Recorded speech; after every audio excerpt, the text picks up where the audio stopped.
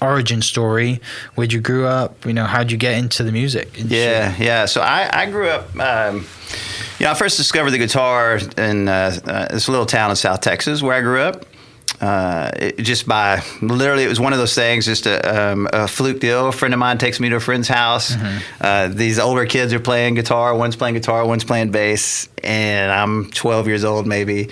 And it was literally just that aha moment for me where I just thought, that's the coolest thing I've ever seen, and I want to do that. And literally from that moment on, that's all I wanted to do was play guitar. And guitar, not bass? No bass. Yeah. Definitely no bass, but just all guitar. A lot of guys play a lot of different instruments. I like to joke that I'm a one-trick pony. I play guitar. I just thought my mom as a kid, she'd say, hey Ed, let's get you piano lessons or vocal lessons. You're gonna want to sing someday. I was like, I don't want to sing. I want to play guitar. So I was always just like focused die hard on this one thing. I just wanted to be great at that. That's one thing people tell me, ask me. They're like, hey, people from Wales can sing. And I'm like, yeah, they can. They said, can you? Absolutely not. Like, I'm the worst singer. I mean, I don't even sing in the shower because I'm that bad at it. But, you've like Tom Jones, Shirley Bassey, and like all these, Adele's dad is Welsh, and like all these other connections. And I'm like, yeah, it's not me. Like stereophonics, and but like, I wish I could, but you see Tom Jones on stage and he has that voice, and you're like, yeah, that doesn't come from the same part of Wales that I do. It's just different water. It's just different water. Yeah, it's not the same. So back to that point, you will go to a buddy's house for older people playing guitar. You think, I want one of those. You run back to the house and say, Mom, I need a guitar. Where do we go from there? Yeah, well, we lived in such a small little town that I at the time, we just had those little Sears catalogs and things like that. So I would flip through those catalogs and circle all the guitars that I wanted. Yeah. But I never got one while we were in that little town because I knew there was nobody really to teach me. Sure.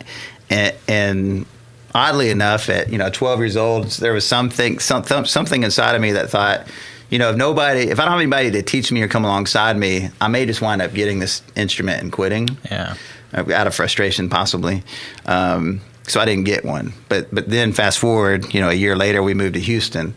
And as you can imagine, there's a plethora of music in Houston. And that's when I finally got a guitar and got a, first guitar teacher.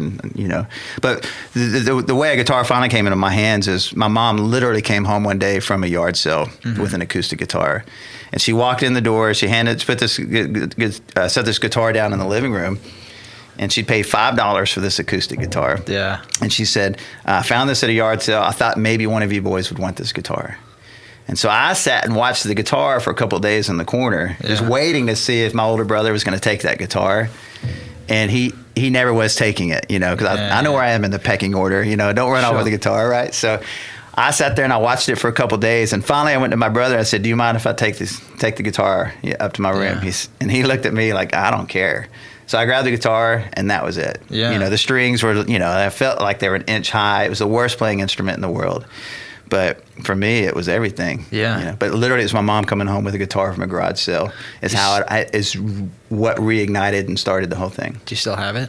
I don't. No. I don't. No. I probably burned it out of frustration. Or did the whole Keith Moon thing and put it over your knee or something. Yeah, right? yeah, exactly.